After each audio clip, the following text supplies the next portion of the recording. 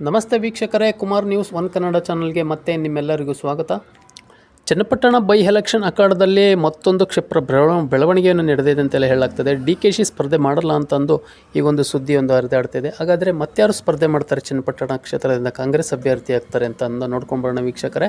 ಅದಕ್ಕೂ ಮುಂಚೆ ನಮ್ಮ ಚಾನಲ್ನ ನೀವು ಇನ್ನೂ ಸಬ್ಸ್ಕ್ರೈಬ್ ಮಾಡಿಲ್ಲ ಅಂದರೆ ದಯವಿಟ್ಟು ಸಬ್ಸ್ಕ್ರೈಬ್ ಮಾಡ್ಕೊಳ್ಳಿ ಮತ್ತು ಬೆಲ್ ಬಟನ್ ಮೇಲೆ ಕ್ಲಿಕ್ ಮಾಡಿ. ಕರ್ನಾಟಕದಲ್ಲಿ ವಿಧಾನಸಭಾ ಕ್ಷೇತ್ರಗಳಿಗೆ ಉಪಚುನಾವಣೆ ಘೋಷಣೆಯಾಗುವ ಮುನ್ನ ಚನ್ನಪಟ್ಟಣ ವಿಧಾನಸಭಾ ಕ್ಷೇತ್ರದಲ್ಲಿ ರಾಜಕೀಯ ಬೆಳವಣಿಗೆಗಳು ಭಾರೀ ಚುರುಕುಗೊಂಡಿದೆ. ಚುನಾವಣಾ ದಿನಾಂಕ ನಿಗದಿಯಾಗುವ ಮುನ್ನ ಉಪಮುಖ್ಯಮಂತ್ರಿ DK ಶಿವಕುಮಾರ್ ಅವರು ಈಗಾಗಲೇ ಚನ್ನಪಟ್ಟಣದಲ್ಲಿ ಓಡಾಟ ನಡೆಸಿದ್ದು ಮತದಾರರನ್ನು ವಿಶ್ವಾಸಕ್ಕೆ ಪಡೆಯಲು ಕಸರತ್ತು ಮಾಡಿದ್ದಾರೆ. ಈ ಹಿನ್ನೆಲೆಯಲ್ಲಿ ತಾವೇ ಸ್ಪರ್ಧೆ ಮಾಡುವುದಾಗಿ ಖುದ್ದು DK ಶಿವಕುಮಾರ್ ಅವರು ಸುಳಿವು ಕೊಟ್ಟಿದ್ದರು. ಆದರೆ ಇದೀಗ ವರಸೆ ಬದಲಿಸಿದ್ದು DKC ಬದಲಿಗೆ ಮತ್ತೋರ್ವ ನಾಯಕನ ಸ್ಪರ್ಧೆ ಮಾಡುವುದು ಖಚಿತ ಅಂತ ಒಂದು ಬಲ್ಲ ಮೂಲಗಳಿಂದ ತಿಳಿದು ಬರ್ತಾ ಇದೆ. HD ಕುಮಾರಸ್ವಾಮಿ ಅವರು ಸಂಸದರಾಗಿ ಆಯ್ಕೆಯಾಗಿರುವುದರಿಂದ ಚನ್ನಪಟ್ಟಣ ಕ್ಷೇತ್ರ ಶಾಸಕ ಸ್ಥಾನಕ್ಕೆ ರಾಜೀನಾಮೆ ನೀಡಿದ್ದಾರೆ. ಈ ಹಿನ್ನೆಲೆಯಲ್ಲಿ ಚನ್ನಪಟ್ಟಣ ವಿಧಾನಸಭಾ ಕ್ಷೇತ್ರದಲ್ಲಿ ಇದೀಗ ಬೈ ಎಲೆಕ್ಷನ್ ಎದುರಾಗಿದ್ದು, ಇದನ್ನು ಉಪಮುಖ್ಯಮಂತ್ರಿ DK ಶಿವಕುಮಾರ್ ಅವರು ಗಂಭೀರವಾಗಿ ಪರಿಗಣಿಸಿದ್ದಾರೆ ಅಂತಂದು ಗೊತ್ತಾಗ್ತಾ ಇದೆ. ಈಗಾಗಲೇ 5-6 ಬಾರಿ ಕ್ಷೇತ್ರದಲ್ಲಿ ಭೇಟಿ ನೀಡಿದ್ದು, ಕ್ಷೇತ್ರದಾದ್ಯಂತ ಸುತ್ತಾಡಿ ಮತದಾರರನ್ನು ಸೆಳೆದಿಟ್ಟುಕೊಳ್ಳುವ ಕಾರ್ಯದಲ್ಲಿ DK ಶಿವಕುಮಾರ್ ಅವರು ಒಂದು ಬ್ಯುಸಿಯಾಗಿದ್ದಾರೆ ಅಂತಲೇ ಹೇಳಲಾಗ್ತಾಯಿದೆ. ಅಲ್ಲದೆ ಚನ್ನಪಟ್ಟಣ ಉಪಚುನಾವಣೆಯಲ್ಲಿ ತಾವೇ ಸ್ಪರ್ಧೆ ಮಾಡುವುದಾಗಿ ಈ ಹಿಂದೆ ಸುಳಿವು ನೀಡಿದ್ದರು.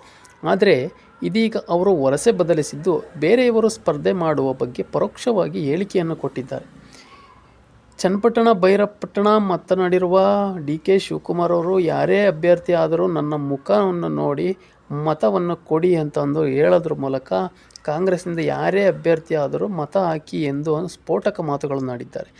ಈ ಮೂಲಕ ತಾವು ಸ್ಪರ್ಧೆ ಮಾಡುವುದಲ್ಲ, ಬೇರೆಯವರು ಸ್ಪರ್ಧೆ ಮಾಡುತ್ತಾರೆ, ಅವರಿಗೆ ನನ್ನ ಮುಖ ನೋಡಿ ಮತ ಕೊಡಿ ಅಂತ ಹೇಳ್ತಾ ಇದ್ದಾರೆ. ಇಂದು ಚನ್ನಪಟ್ಟಣ ಭೈರಪಟ್ಟಣದಲ್ಲಿನ ಮಾತನಾಡಿರುವ DK ಶಿವಕುಮಾರ್ ಅವರು, ಪ್ರತಿ ಜಿಲ್ಲೆಯಲ್ಲೂ ಜನಸ್ಪಂದನ ಕಾರ್ಯಕ್ರಮವನ್ನು ನಡೆಸ್ತೀವಿ, ಅದರಂತೆಯೇ CM ಸೂಚನೆ ನೀಡಿದ್ದಾರೆ. ಅದರಂತೆಯೇ ಚನ್ನಪಟ್ಟಣದಲ್ಲಿ ನಾನು ವಿಶೇಷ ಆದ್ಯತೆ ನೀಡಿ ಕಾರ್ಯಕ್ರಮ ಮಾಡ್ತಿದ್ದೇನೆ. ಜನರ ಸಮಸ್ಯೆಗಳನ್ನು ಬಗೆಹರಿಸಿ ತೊಂದರೆಯನ್ನು ತಪ್ಪಿಸಬೇಕು. ಅರ್ಜಿ ವಿಲೇವಾರಿಗಳ ಅಧಿಕಾರಿಗಳಿಗೆ ಟೈಮ್ ಫಿಕ್ಸ್ ಮಾಡಿದ್ದೇನೆ. ಶೀಘ್ರದಲ್ಲಿ ಜನರ ಸಮಸ್ಯೆಗಳನ್ನು ಬಗೆಹರಿಸಲು ಕ್ರಮ ಕೈಗೊಳ್ಳಲಾಗುತ್ತದೆ. ಕ್ಷೇತ್ರದಲ್ಲಿ ಜಮೀರ್ ಕೃಷ್ಣ ಬೈರೇಗೌಡರು ಬರ್ತಾರೆ. ಇಲ್ಲಿ ರಿವ್ಯೂ ಮೀಟಿಂಗ್ ಮಾಡಿ ಸಮಸ್ಯೆಗಳು ಆಲಿಸುತ್ತಾರೆ. ಮತ್ತಷ್ಟು ಇಲಾಖೆ ಸಚಿವರು ಬಂದು ಅಹವಾಲನ್ನು ಸ್ವೀಕರಿಸುತ್ತಾರೆ ಅಂತಂದು DK ಶಿವಕುಮಾರ್ ಇದೇ ಸಂದರ್ಭದಲ್ಲಿ ತಿಳಿಸಿದ್ದಾರೆ.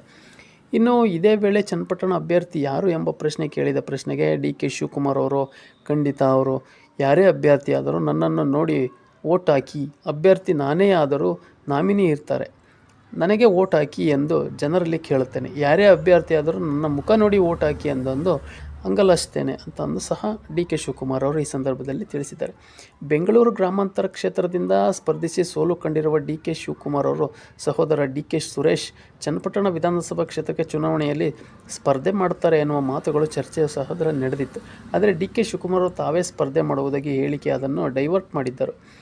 ಈ ಬಳಿಕ DK ಶಿವಕುಮಾರ್ ಸ್ಪರ್ಧೆ ಮಾಡಲು ಅವರ ಪುತ್ರಿ ಐಶ್ವರ್ಯ ಅವರು ಸಹ ಕಣಕ್ಕಿಳಿಯುತ್ತಾರೆ ಎನ್ನುವ ಸುದ್ದಿ ಸಹ ಹರಿದಾಡಿತ್ತು. ಈ ಸುದ್ದಿ DKCಗೆ ಮುಟ್ಟುತ್ತಿದ್ದಂತೆಯೇ ನಮ್ಮ ಕುಟುಂಬದವರು ಯಾರೂ ರಾಜಕೀಯಕ್ಕೆ ಬರುವುದಿಲ್ಲ ಎಂದು ಸಾಮಾಜಿಕ ಜಾಲತಾಣಗಳ ಮೂಲಕ ಸ್ಪಷ್ಟನೆಯನ್ನು ಸಹ ನೀಡಿದ್ದಾರೆ.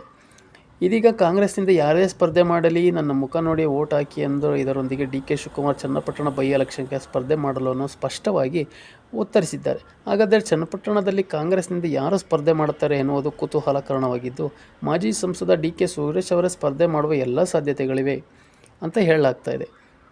ಹೌದು, DK ಶಿವಕುಮಾರ್ ಅವರು ಈಗ ಪರೋಕ್ಷವಾಗಿ ಯಾವೇ ಚನ್ನಪಟ್ಟಣದಲ್ಲೇ ಸ್ಪರ್ಧೆ ಮಾಡಿರುವುದಾಗಿ ಹೇಳಿಕೊಂಡು ಕ್ಷೇತ್ರದಂತೆ ಸುತ್ತಾಡುತ್ತಿದ್ದರೋ, ಆದರೆ JDS ಕೋರ್ ಕಮಿಟಿ ಅಧ್ಯಕ್ಷ GT ದೇವೇಗೌಡರವರು ಈ ಬಗ್ಗೆ ಮಾತಾಡಿ, ಚನ್ನಪಟ್ಟಣದಲ್ಲಿ DK ಶಿವಕುಮಾರ್ ಅವರು ಸ್ಪರ್ಧೆ ಮಾಡೋದಿಲ್ಲ, ಅವರದ್ದು ರಾಜಕೀಯ ತಂತ್ರಗಾರಿಕೆ ಅಷ್ಟೇ ಅಂತಂದು ಸಹ ಒಂದು ಭವಿಷ್ಯ ಹೇಳಿದೆ.